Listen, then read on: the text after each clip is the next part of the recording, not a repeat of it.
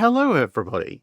Well, today should be hopefully a very interesting video for you. You see, a few weeks ago, I was approached by World of Warships, and they were asking, well, we're doing this whole hunt for the Bismarck expansion because, well, it's the 85th anniversary of Bismarck being sunk as of the time of this video going up.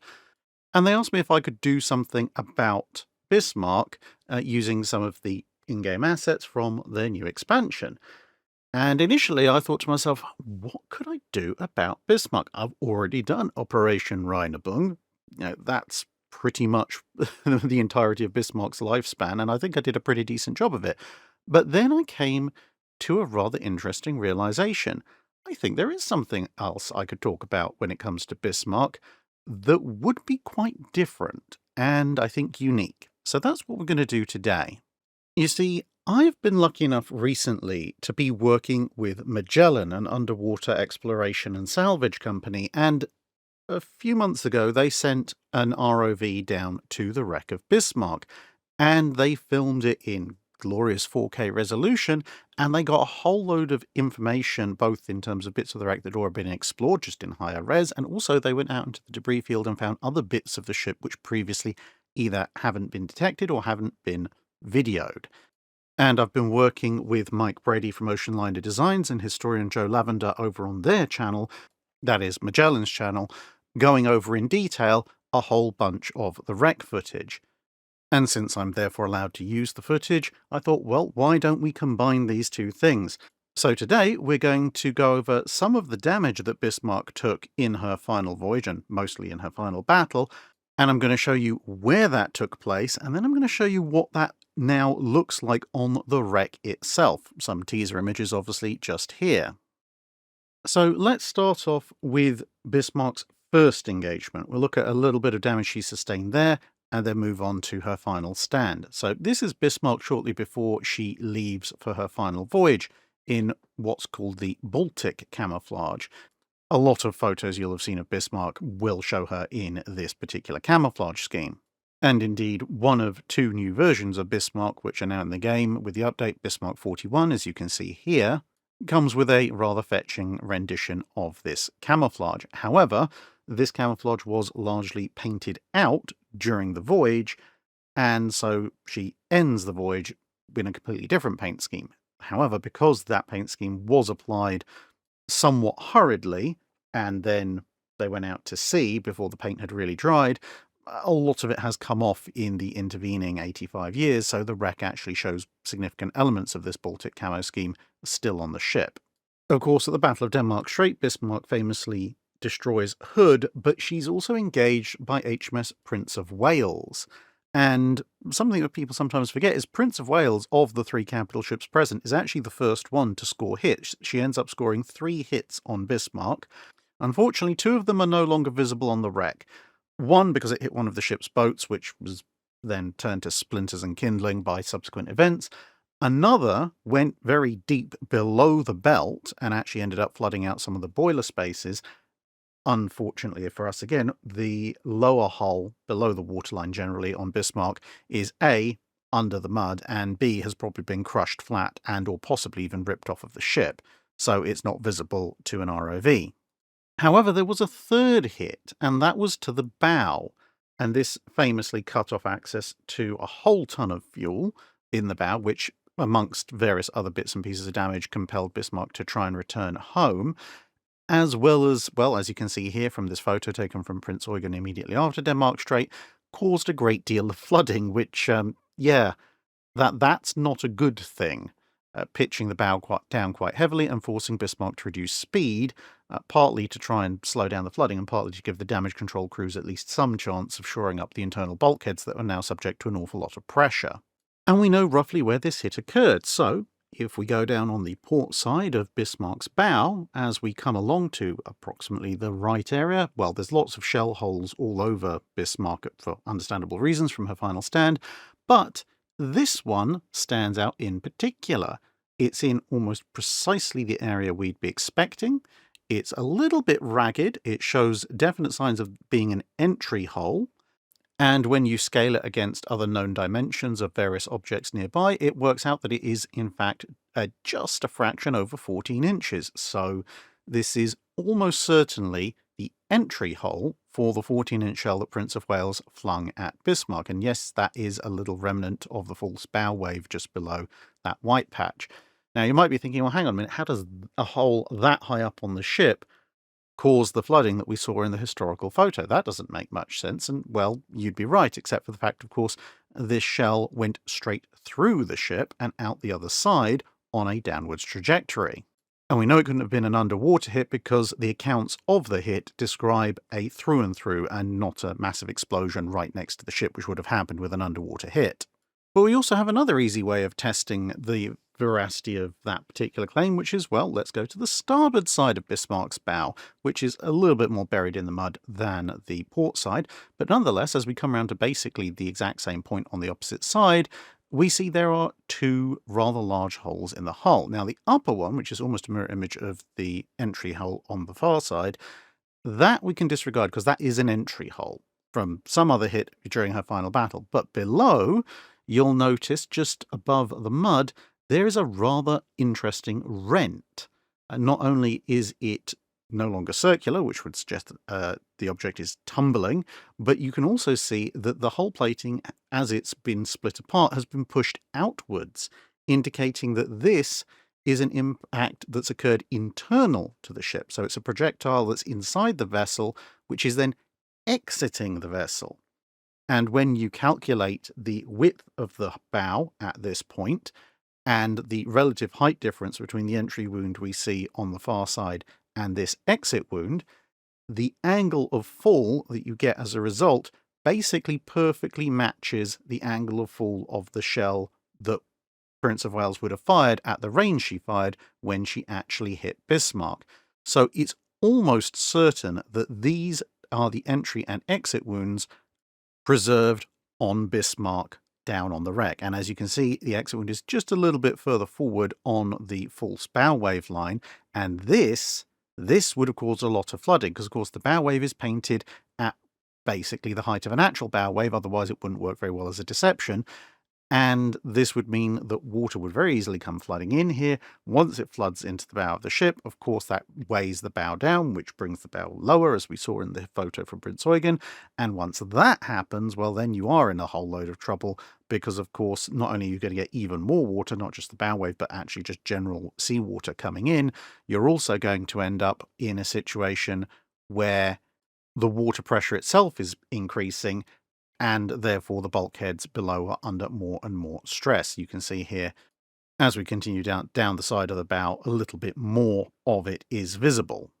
And we can tell that we've, at this point, basically got the entire above water portion of the bow showing, because you see this line that's appearing in the middle of the screen below the upper and lower plating. Well, if we switch over to a historic photo of Bismarck's starboard bow, you can see there's that exact same line as the armour plate starts to come in. And in this slightly blurrier photo, where she's in the Baltic camouflage, you can see the false bow wave there. And again, you can see that line where the armour starts to come in. So we know that this is basically the above water section of the ship's bow. She's almost exactly at her waterline in the mud. And in case you're wondering, but what about the bit under the waterline? Maybe there is a hit there. Maybe the reports that the crew gave about it being a complete through and through with no explosion on the starboard side were wrong. Well, unlike most of the rest of the underwater portion of Bismarck, we actually have the bow underwater section. It's just been ripped off from the rest of the ship and is lying on its side. You can see just here.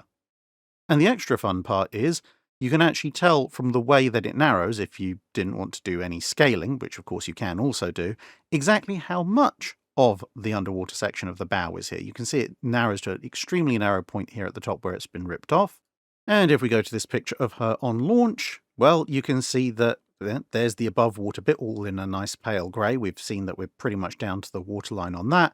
And you can see that we've pretty much got most of the underwater section present here. Indeed, in fact, we can match one of the frames from the underwater bow section pretty much perfectly. And as you can see, we've basically got, obviously with the perspective slightly warped from the underwater view, but as you can see it fading out again, the actual front section of the bow maps up pretty much perfectly. So the only bit that's actually underwater is a very, very, very small section maybe only a couple of feet between what we've got above the mud line with the main wreck and what we've got below the waterline with this broken off fragment. And so we can say if the hit was lower down, and somehow all the survivors' accounts got it wrong, we would either see an exit wound in this section if the entry wound was in that very small section that's below the mud line, but it's not here on this piece, or the exit wound would be in the tiny strip that's been lost, but then the entry wound would still be above the waterline on the main wreck, and we don't see one right down there at the visible portion. So we can say pretty confidently that we've identified the entry and exit wound for Prince of Wales's hit at Denmark Strait. And if you want to spend your time looking at some of the damage of the ship in the game, well, they've got this thing, the Eisener Kanzler, I think, which means Iron Chancellor, which is basically Bismarck, but with a new 3D model showing some of the damage she sustained during her final battle. And so we move on to Bismarck's final stand. Now, of course, there aren't any close-up photos of Bismarck during her final stand because, well, as you can see, the British were a little bit far away. They were at point-blank range as far as naval gunfire was concerned. That's still a very long way away for a camera without a massive zoom lens. And, well, yeah, the crew of Bismarck had better things to do than take photos of their ship being demolished all around them. But from the various survivors' accounts, historians have been able to put together a reasonable degree of a timeline describing at least most of the major damage. So we're going to look at some of that now. Firstly, the conning tower hit. This fairly famous hit actually killed both the admiral and the captain of Bismarck very early on in her final stand, cutting her command and control functions down to just poor old First Officer Earls, who was elsewhere. There's also a fairly good indication that either shrapnel blast or both from the hit continued on backwards into the main bridge superstructure and severed the cables to the primary rangefinder station, which was further up and slightly aft of the conning tower. And as you can see here, this damage is represented on the Eisener Kanzler model. And as we head over to the wreck itself, we're just approaching the conning tower here. You can see it is a complete mess. Well, there's a socking great hole in the front of this section of the superstructure, which I can't imagine helps things very much. But as we go a bit higher, you can see there's a little divot taken out of the screen here at the top. And there's a much larger divot taken out of the screen on the right, but more on that latter bit later. But if you follow the trajectory of the little divot, you'll see there's a massive splash and blast scatter all over the front of the conning tower. Now, this is obviously front and just ever so slightly to starboard. Now, exactly who scores the hit that puts an end to everybody inside this conning tower is a matter of some, should we say, friendly discussion amongst various historians. Traditionally, the hit has been attributed to Rodney near the beginning of the engagement, but arguments have also been made for King George V and for one of the heavy cruisers. But, regardless of who did it, I personally still come down on the side of at least one of the battleships, given the thickness of the armor and the effect of the general blast radius. It was still a very, very devastating hit. And of course, as you can see, the conning tower is not exactly short of a few other hits having taken place in and around it as well. Now, as we come around over here to the right, you'll begin to see there's a rather obvious, rather major chasm, which has essentially carved off the forward portion of the superstructure away from the conning tower, again represented in the in-game model. And this is another shell hit. This is definitely a battleship shell hit, and you can just see the difference between the armored structure of the conning tower and the relatively light structure surrounding it, and the way it's just been absolutely torn apart. There's twisted and bent metal everywhere, and again you can see on the right hand side of your screen all these little rust spots that look like someone scattered a paintbrush. Well, follow the lines down and you end up back at where the shell has carved this trench, and that is shrapnel and blast that's spalling off of the hit as it goes through. So bits of probably the actual superstructure itself being thrown up and scattered a bit like birdshot.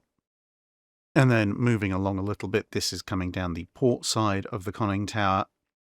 and you can see where there used to be a door. I say used to be because, well, that door has just been ripped clean off by another shell hit.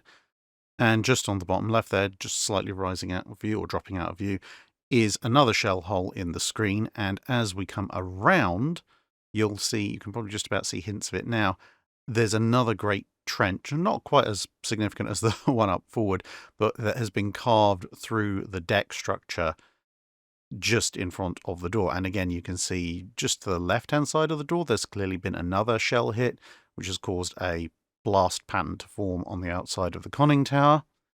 And then coming up to look at the top of the conning tower, you'll notice there is what looks like a little ring mounting on the back.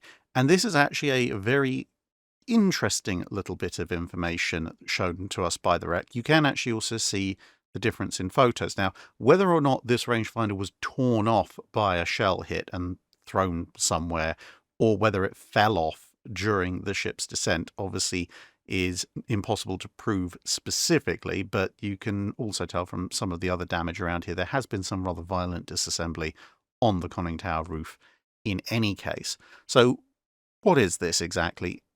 Well, it's actually a very handy way of quickly dating photos of Bismarck if they happen to have the right viewing angle and a good enough resolution. Because as you can see here, this is a shot of Bismarck early March 1941, so only a couple of months before Rheinübung, and you can see there is nothing on top of the conning tower. And in fact, there are some rather close-up shots taken at the same time from the superstructure, which actually show there's just a flat circular plate, no raised structure like we saw on the wreck. But if we go to another photo taken in Kiel not that long after the first one that we just saw, now you can see sitting atop the conning tower is a rather jaunty box-like structure with what looks like two cylinders sticking out either side. And of course, this is a little rangefinder, part of the overall fire control system. And this is what was on there. And you can actually see between the box-like structure of the rangefinder tower itself and the conning tower, there is a little ring, and that is the ring that is left on the wreck now. And just as a handy reference, this is the Eisener-Kanzler model. You can see there's the trench just in front of the conning tower, the ripped-off rangefinder, and various other bits of blast damage. But obviously there were plenty of other hits to Bismarck, so let's have a look at another one. Or, to be more accurate, another series of ones. So we're back at the Eisener-Kanzler model, and as you can see, this is the portside forward secondary battery, consisting of a pair of 150mm twin mounts and a couple of the 105mm anti-aircraft mounts. Now, most people who are familiar with the loss of Bismarck will be able to tell you how the main battery was knocked out, and we will be looking at that later. However, the secondary battery wasn't exactly spared either. So let's go and look at this area, but now underwater. So here's what the first of those turrets looks like now. So this is the foremost portside 150mm twin turret. Yeah, it's not in the best of conditions, is it? Basically, the entire back half of this turret is gone, and the reason for that can be seen on the surviving panel that's sticking out the back there. You can see there's a shell hole almost dead center in that plate, and once that shell is punched in, and that plate, if you scale it, that's actually a pretty big shell, when it's exploded, either the force of the explosion itself, or quite possibly the force of the explosion plus other ammunition that was in that turret, has blown out and blown up the entire back half of the turret, leaving it pointed almost aft, with the guns depressed and the angle quite high. Now, this obviously isn't the angle the guns were shooting at when it was destroyed, because, well, this would be a range far beyond that at which the British battleships were engaging at this point. So this is almost certainly a case of the explosion also destroying the hydraulic system, and the guns, in this case, being slightly weighted back, have run up to almost maximum elevation. On some other gun turrets, when this kind of hydraulic failure happens, the guns will run down. It just depends on exactly where their point of balance is relative to where they rest in the gun mountings themselves. And then coming slightly further back to the first 105mm mount, this is actually quite an interesting one in that there are two hits to look at. The first one is perhaps a little bit more obvious as we come past it initially. So this is a hit that's come in from the port side of the gun, although given where it is on the ship itself, this is a hit that's come in from, roughly speaking, the 7 or 8 o'clock position. It's a relatively small shell, probably a secondary battery shell, but as you can see, it's carved a neat little hole straight through the port side 105mm gun, and if you look very carefully as the sub or mini sub comes in, you'll also see there's a tiny little divot on the starboard gun. So this shell has just obviously disabled the mounting, but carved straight through this first barrel, not quite severed it, and having expended almost all its energy, just put a little dent in the other one, although the energy you need to put just a little dent in the starboard barrel would have rendered that inoperable as well. And if you look carefully on the starboard gun shield, you can see a few little splatter fragments from the shell as it would have exploded. However, this gun mount was not just disabled by that hit. As you can see here, the entire port side of the actual gun shield and a portion of the mounting has also been destroyed, torn away by an incoming heavyweight shell, and you can trace the path of destruction, as you can see, through the initial mounting, past the gun as a whole, and then into the deck and superstructure area just after it, where the shells continued on into the superstructure and presumably exploded somewhere inside there. And then we come to the second 150mm mounting, and here you can actually see both types of failure in its hydraulics. One where the gun has come up to near maximum elevation, but also another where the gun's actually dropped down to minimum elevation, suggesting perhaps that whatever knocked out this turret had perhaps unseated the left-hand or port side gun as well. And unlike the forward one, you see most of the back section, including in this particular gun's case, its rangefinders, are still attached. But as for what destroyed it, well, from the outside, you'd think it looks okay, but if you look carefully at the top in the roof, you can see once again an incoming shell has left evidence of its successful penetration of the turret roof armor, and it has then detonated inside the turret, completely wrecking it and probably destroying the crew in there as well. And that's left it frozen in position, as you can see, basically facing almost dead forward. So this was probably an earlier hit in the overall battle as compared to the hit that totaled the first 150mm mount, which, assuming of course that these are frozen in place when the ship sinks, had some opportunity to turn around before it was destroyed.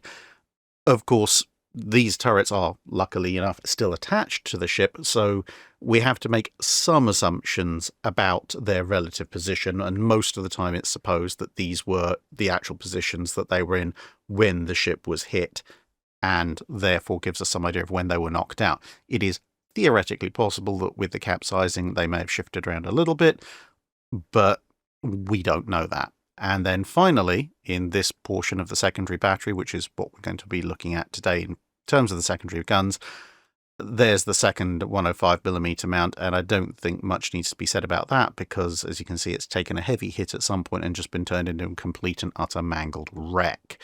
That's when the heavy shell explodes on the mount as opposed to bypassing it.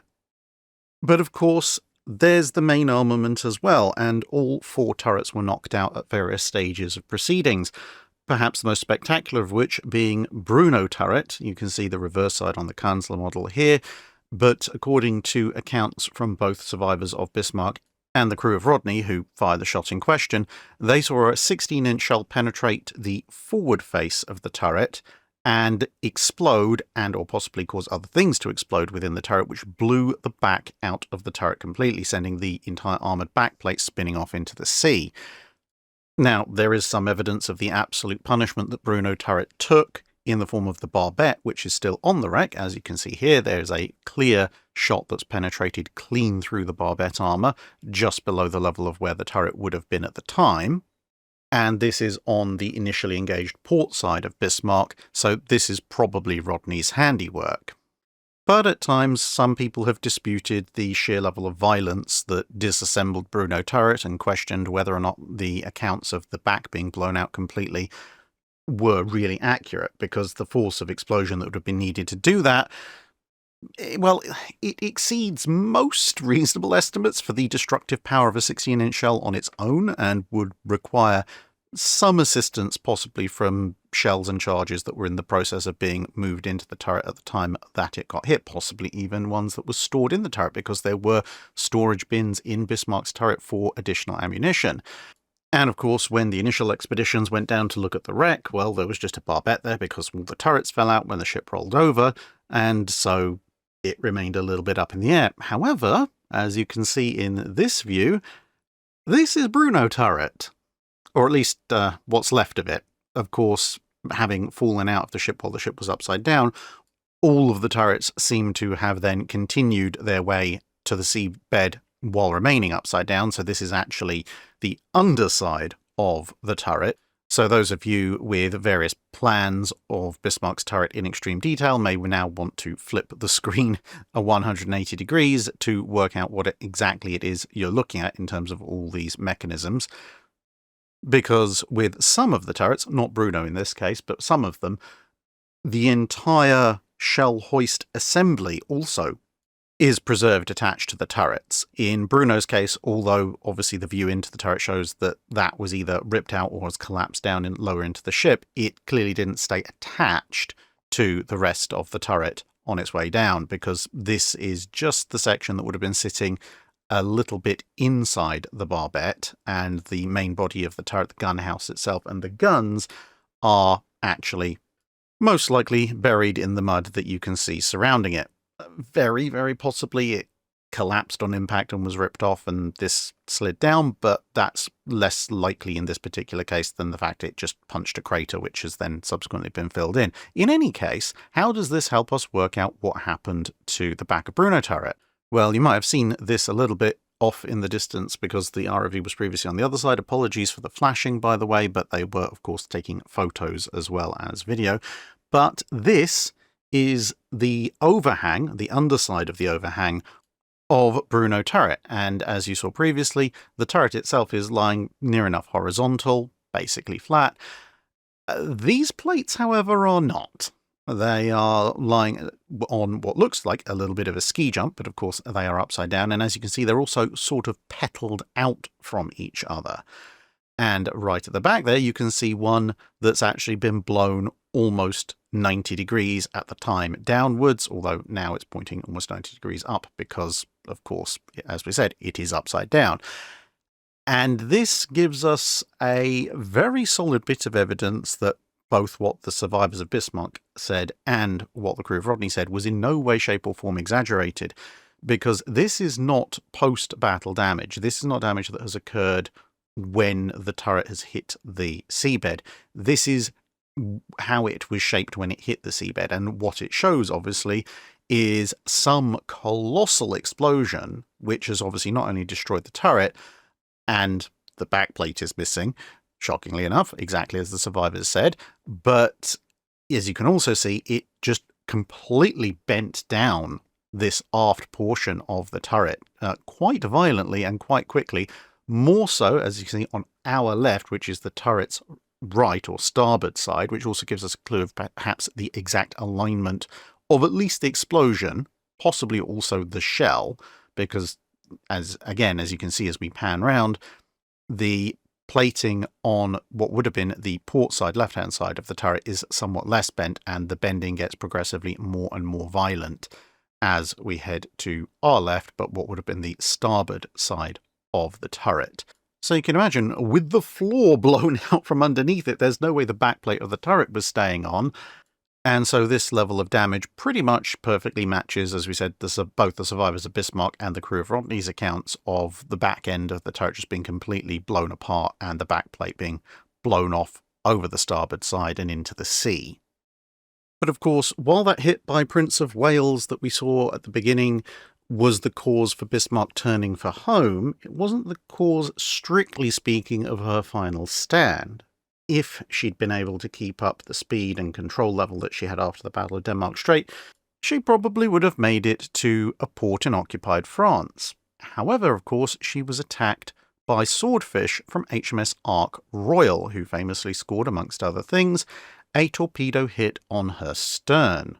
And this jammed her rudders and meant that she was left with very minimal control, reduced speed even more so than before, and so she ended up being brought to bay by the Royal Navy. But is there anything that we can see on the wreck that shows us what happened there? Well, as it turns out, yes, there is.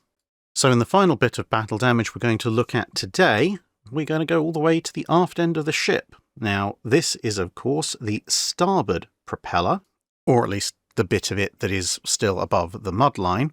And you'll notice that I said the starboard propeller, not one of the starboard propellers, because, of course, Bismarck was a 3-shaft design, and so she had one port, one starboard, and one central propeller. And now, speaking of the central propeller, you might just about be able to see it in the background there, but let's spin around a little bit. So we're still coming in from the starboard side, but we'll gradually be getting more and more onto the center line, which is kind of defined by where those cables are. And just to the right of that, you can see what's left of the central prop. And in this case, that is a fairly accurate description because, well, you can see there's a big chunk missing from it, and it is bent over as well. And the eagle-eyed amongst you might also be able to spot that relative to the starboard propeller, it's also not really in line with the ship anymore. And you'll be able to verify that in a minute. But this is rather important because what it tells us is that the torpedo explosion that crippled Bismarck's steering either directly hit the port side rudder or hit very close to it. In either case, what seems to have happened is that the explosion was powerful enough, and this is why we reckon it's probably localized enough, to bend the port side rudder both inward and forward to the point it came into contact with the central prop. And the central prop, of course, being a big spinning bronze thing, has gone chunk, chunk, chunk, chunk, chewed up the rudder, probably helped in taking it off. But the rudder, being made of steel, has also taken a good chunk out of the propeller, hence the damage to the poor old prop here. And this would have rendered the central propeller pretty much unusable from this point forward as in terms of propulsion because, well, its profile is completely distorted, the propeller shaft is probably bent, and trying to actually rotate it with it in such poor condition wouldn't have generated much in the way of useful thrust anyway, even assuming that it would actually turn and not just horribly grind and open up the various glands, etc., and cause a whole bunch of flooding.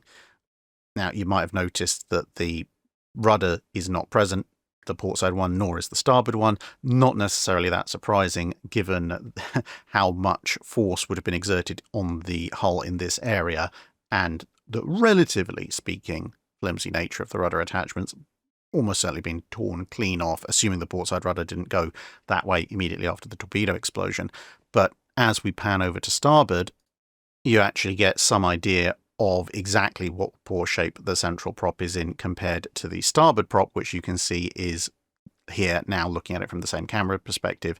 This is what the prop should look like as compared to what it actually looks like. Although interestingly enough, what we can also tell from the face of the prop as we leave it now is there's quite a lot of cavitation marking, indicating that there were some issues with the propulsion and propeller design on Bismarck, because that is not the kind of scarring that you want to see on a propeller after the ship's been in service for a relatively speaking short period of time.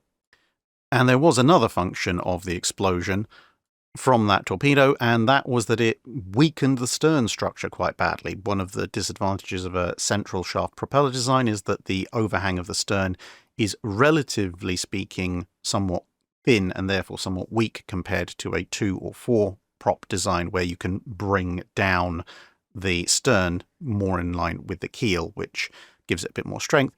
But nonetheless, a relatively common problem with German 3-shaft designs, especially in World War II, was this weak stern meant if they took a hit in that area, the stern could collapse or fall off. And as you can see here, this is actually what's happened to Bismarck at some point during her sinking. The stern has fallen off. She didn't have a transom stern. There should be more stern here, but it has just broken off relatively cleanly, and this is all that's left. Where the rest of the stern's gone, who knows? The debris field has not been fully video surveyed yet, but maybe it's out there somewhere. But you can see this is where the break occurred. And that wraps up our look at the various bits of battle damage of Bismarck, both as it occurred at the time, how it looks in the game, and how it looks underwater these days. Hope you've enjoyed that, and thanks obviously once more to Magellan for letting me use this footage. Link to their channels in the description below. And of course, thanks to World of Warships for letting me access all the in-game assets that have been used for that side of this video. So if you want to go and play World of Warships, if you are a returning player, there will be a bunch of Hunt for the Bismarck event containers for you. And if you are a new player, perhaps you haven't played the game before and you want to now download it and give it a go, then, well, you can use the link in the video description and in the pinned comment. And then when you sign up for the game, you will immediately get 20 days of premium account, a port slot for an additional ship, the Japanese Tier 3 cruiser Tenryu, and a commander with 6 skill points to distribute.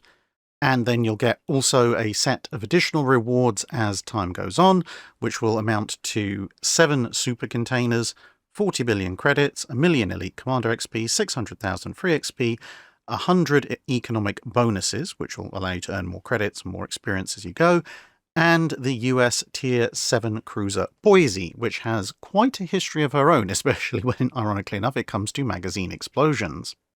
And for those of you who are currently playing World of Warships, of course, there's the Wishing Wharf and the various other elements associated with the current event where you can pick up the various camos, items, and the new ships commemorating the 85th anniversary of the Hunt for Bismarck.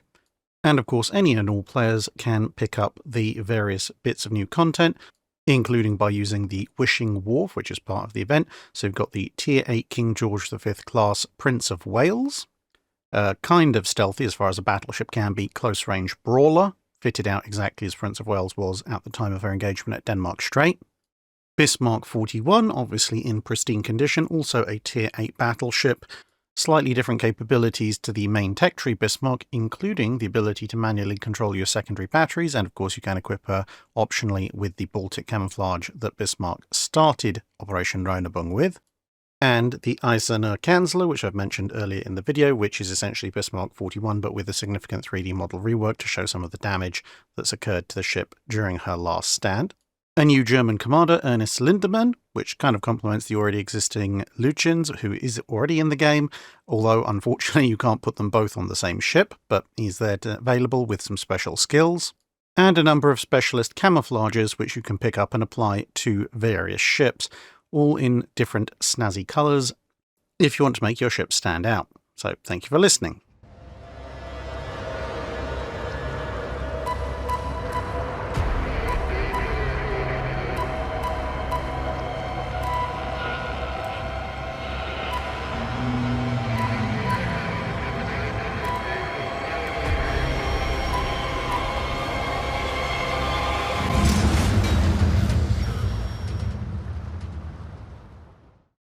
That's it for this video. Thanks for watching. If you have a comment or suggestion for a ship to review, let us know in the comments below.